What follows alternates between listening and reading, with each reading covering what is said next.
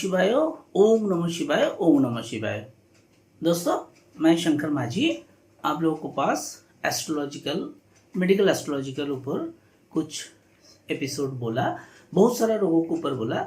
आज सबसे अच्छा एक डिजीज़ के लिए डिस्कस करूँगा, वो है आपका थ्रोम्बोसिस व ब्लड क्लॉटिंग। ठीक है ना। तो थ्रोम्बोसिस ऑल ओवर वर्ल्ड में ही है, सब जगह पे ही होते हैं, खाली इंसान का नहीं, ये आपका जानवर को भी होता है। जो लोग वेटनरी सर्जन हैं वो लोग के पास बहुत सारा थ्रोम्बोसिस के ऊपर हम बात किए, लेकिन हम लोग तो इंसान हैं और हम तो डिस्कस करते हैं किसके ऊपर ना, मेडिकल एस्ट्रोलॉजी इन ह्यूमंस, मतलब आदमी के ऊपर। तो दोस्तों, तो स्टार्ट करते हैं आज का चैप्टर। क्या चैप्टर है ना? आज का चैप्टर है थ्रोम्बोसिस व ब्लड क्लॉटिंग। देखिए, हमारा बॉडी में जो ब्लड वेसल्स होता है उसको दोनों टाइप है, एक है वेनस और एक है आर्टरीज, धमनी और शिरा। तो धमनी के अंदर व आर्टरीज के अंदर जब कोई ब्लड क्लॉट हो जाता है तो ही हम लोग उसको थ्रोम्बोसिस बोलते हैं। तो धमनी का होता है वेनस थ्रोम्बोसिस और आर्टरियल का होता है आर्टरियल थ्रोम्बोसिस। तो आर्टरियोकुलोसिस भी बोलते हैं आर्टरी में। तो पहले दोस्तों हम लोग बोलेंगे जो ब्लड क्लॉटिंग होता है कैसे होता है। देखिए, ब्लड क्लॉटिंग ऐसे ऐसे नहीं होगा, आपका ब्लड फ्रेश रहेगा। क्यों ना, बच्चे से लेके बूढ़ा तक ब्लड फ्रेश ही रखना चाहिए।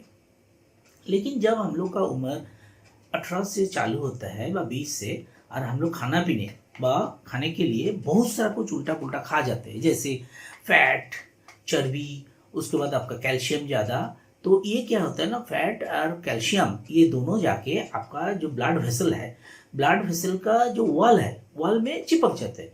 धीरे धीरे धीरे धीरे धीरे ये चिपकने के बाद इसको एक फ्लेक तैयार कर देते हैं, फ्लेक जिसको बोलते हैं छिलका।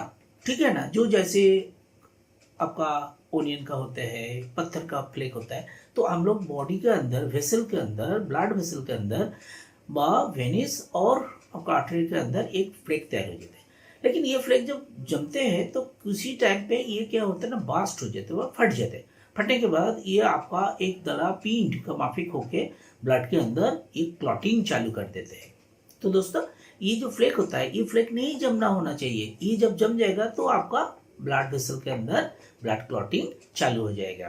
तो ब्लड क्लॉटिंग तो चालू हो गया, लेकिन ब्लड क्लॉटिंग के लिए हम बोला था आपको जो दोनों टाइप है, एक है क्या, जो वेनस का, और एक टाइप का है आपका आर्टरी का। तो वेनस का जो वेनस थ्रोम्बोसिस होते हैं, ठीक है ना, ये क्या किधर से होता है ना, पाव से चालू होता है। पाव का जो बैक साइड में काफ है वह, ये जो चलने का टाइम जिसके ऊपर हम लोग ज़्यादा प्रेशर देते हैं उसी जगह से चालू होते हैं। पाव का दर्द होते हैं, और इसको ऑपरेशन करने के बाद कोई कोई सिरा कट जाते हैं व कोई डिस्प्लेसमेंट हो जाता है व बहुत सारा ट्रॉमा के कारण से भी वेनस थ्रोम्बोसिस होता है।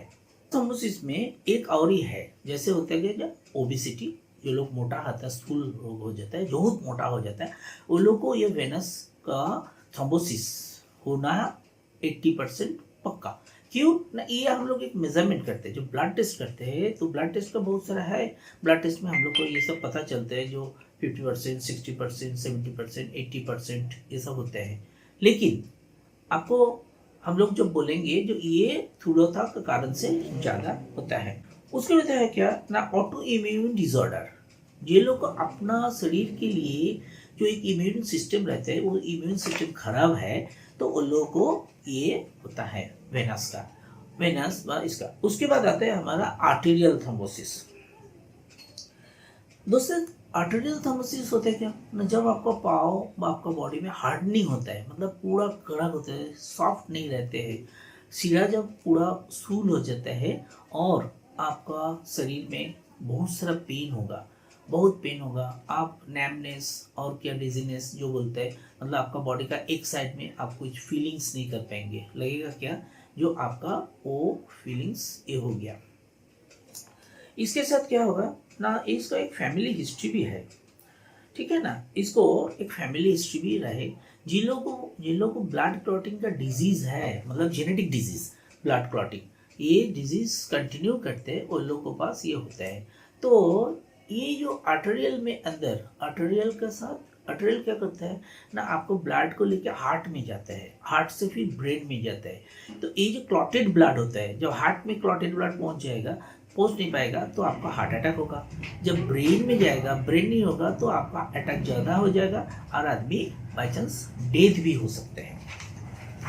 अभी इसको आ जाएंगे हम लोग क्या ना, पहले आएगा जो क्यों होता है ये सब डिजीज क्यों होता है ना। देखिए बहुत सारा कारण। फर्स्ट होता है क्या ना, देखिए आप स्मोकिंग जो लोग करते हैं, ये स्मोकिंग के कारण से होता है।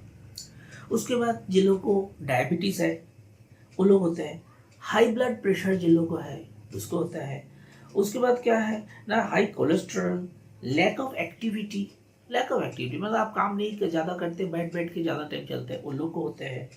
पोर डाइट मतलब खाने पीने में आप कोई भी ठीक ठिकाना नहीं रखते, पोर डाइट बोलते हैं जिसको।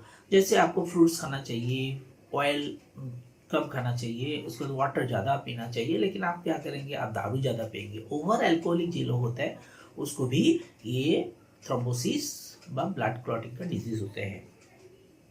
और एक क्या होता है ना, जो लोग प्रेगनेंसी रुकने के लिए, प्रेगनेंसी बंद करने के लिए मेडिसिन लेते हैं, प्रेगनेंसी पिल्स लेते हैं, वो लोग को व लेडीज लोग को ज़्यादा ये ब्लड क्लॉटिंग का डिजीज होता है। अभी आ जाऊंगा दोस्त क्या symptoms of the thrombosis. Thrombosis का सिम्टम्स क्या क्या है। देखिए पेन ऑन वन लेग, एक पाँव में ज़्यादा पेन होगा, ठीक है। उसके बाद जो है स्वेलिंग इन द लेग और फूल जाएगा, अपने पाँव फूलने का, पाँव का पत्ते व लेग के ऊपर अंश फूल जाएगा। चेस्ट पेन होगा, छाती का पेन होगा, छाती पेन होना चालू हो जाएगा। चिन चिन करके होगा, थोड़ा थोड़ा कम होगा, लेकिन ये जब कंटिन्यू करते रहेगा तो आपको चेक करना चाहिए ही चाहिए। उसके बाद क्या, नामनेस और वीकनेस, अब दुर्बल लगेगा, फील करेंगे क्या जो आपका एक साइड काम नहीं कर रहा है, थोड़ा सा बहुत वीक लग रहा है। और एक है जो sudden change in your mind, sudden change in your mental space. आपका क्या होगा ना, आप कभी कभी देखेंगे जो आपको पूरा लगेगा क्या जो आप कुछ सोच ही नहीं पा रहे। क्यों ना, ये जो ब्लड क्लॉट होने के बाद जब ब्लड ठीक से आपका ब्रेन में नहीं जाएगा तो ये पार्ट आते हैं। अभी दोस्तों हम लोग आ जाएंगे सिम्टम्स बोल दिया। अभी इसको हम लोग कैसे पता करते हैं, देखिए फास्ट होता है क्या ना, आपका अल्ट्रासाउंड होता है, अल्ट्रासाउंड में ये थ्रोम्बोसिस पता होता है। उसके बाद आता है वेनोग्राफी, उसके बाद आते हैं ब्लड टेस्ट, और आते हैं लास्ट में क्या बोलते हैं उसको, जो एमआरआई जिसको वजह से पता चलता है। तो इसको तीनों छोड़ दीजिए। वेनोग्राफी क्या है ना, वेनोग्राफी सबसे नया तरीका है जिसमें क्या होता है, आपका वेन के अंदर एक डाई इंजेक्ट कर जाएगा, जिसको एक कलर, जो कलर आपका ब्लड के मिलेगा नहीं, ब्लड वेसल से जाएगा। और उसी टाइम पे हम लोग क्या करेंगे, एक स्कैन करेंगे और इसको एक्सरे करके आपको पता करेंगे जो बॉडी में कौन सा पार्ट में, कौन सा वेसल में कितना परसेंटेज आपका है, ठीक है। तो ये हो गया अभी हम लोग का फर्स्ट पार्ट, जिधर में एस्ट्रोलॉजिकल कुछ बात नहीं हुआ, ये हुआ फिजिकल पार्ट बा मेडिसिन। अभी इसका कुछ नॉर्मल मेडिसिन नहीं होता है। आपको क्या करना है, जब खाना बहुत परिमाण से सूचित खाना खाइए, बा आपको डाइट कंट्रोल करके खाना चाहिए, फैट कम, ऑयल कम और स्ट्रेस कम, और डायबिटीज को कंट्रोल करना चाहिए, कोलेस्ट्रॉल को भी कंट्रोल करना चाहिए। एस्ट्रोलॉजिकल एस्पेक्ट में हम लोग आएंगे, मतलब अभी राशि में कौन सा जगह पे क्या होगा, तो क्यों होगा ये सब डिजीज, थ्रोम्बोसिस, तो ब्लड क्लॉटिंग, ये बोलेंगे। सबसे बड़ा डॉक्टर हिपोक्रेटिस क्या बोला था, जो डॉक्टर को एस्ट्रोलॉजिकल नॉलेज नहीं है उसको हम डॉक्टर ही नहीं बोलते हैं। तो मतलब क्या होता है, हम जो पहले एपिसोड में बोला था ना, जो मेडिकल एस्ट्रोलॉजर को सबसे ज़्यादा नॉलेज है मेडिकल एस्ट्रोलॉजी के ऊपर, लेकिन डॉक्टर, मेडिकल एस्ट्रोलॉजर हम बोलते हैं, लेकिन हम लोग निजी को डॉक्टर नहीं बोलते। लेकिन डॉक्टर जो होता है उसको थोड़ा सा मेडिकल एस्ट्रोलॉजी के ऊपर नॉलेज रहेगा तो क्या होता है ना, उसको अच्छा होता है। तो ये हिपोक्रेटिस बोला था, हम नहीं बोल रहे।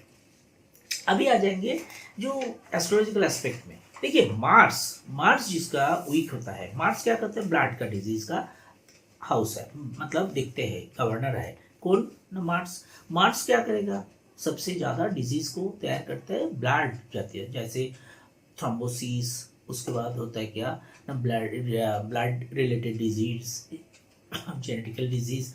तो तो मार्स तो रह गया, लेकिन इसके साथ नंबर 1 में कौन आता है ना, जब सैटर्न और सन कंजंक्शन करते हैं, मतलब एक साथ में जुड़ते हैं, सैटर्न सन जब कंजंक्शन करते हैं तो उसी टाइम पे हम लोग कुछ बेनिफिक नहीं मिलता है, मतलब मैलेफिक होता है। सैटर्न सन जुड़ेगा और क्या करेगा ना, सैटर्न दृष्टिपात करेगा किसको, केतु को। सैटर्न दृष्टिपात करेगा, सैटर्न एस्पेक्ट द केतु, दृष्टिपात करेगा, सैटर्न एस्पेक्ट करेगा केतु को। और ये थर्ड हाउस और 8th हाउस का लॉर्ड, थर्ड और 8th हाउस का लॉर्ड जब सेकेंड हाउस में बैठेगा, थर्ड और 8th हाउस का लॉर्ड जब सेकेंड हाउस में बैठेगा तो आपका ये थ्रोम्बोसिस डिजीज और ये जो ब्लड क्लॉटिंग डिजीज ये रहेगा। इसके ऊपर 2 नंबर पॉइंट क्या है ना, in spite of Jupiter aspect on the moon, in spite of Jupiter मतलब बृहस्पति, एस्पेक्ट ऑन द मून, बृहस्पति के साथ रहेगा, जुपिटर बृहस्पति के साथ रहने के बावजूद भी आपका ये डिजीज होता है। क्यों?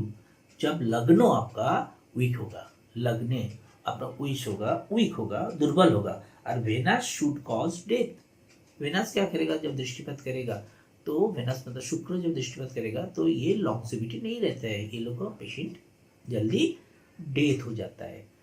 तो दोस्तों ये जो ब्लड क्लॉटिंग और थ्रोम्बोसिस जिसको बोलते हैं, ये एक दर्ददायक होता है लेकिन रेगुलेटेड बाय बॉडी, आप इसको कंट्रोल कर सकते हैं। लेकिन जो लोग जेनेटिकली लेके आया, जिसको फैमिली में है, तो कुछ नहीं कर पाएगा।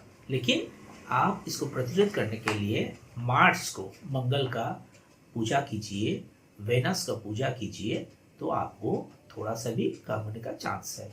ओम नमः शिवाय, ओम नमः शिवाय, ओम नमः शिवाय।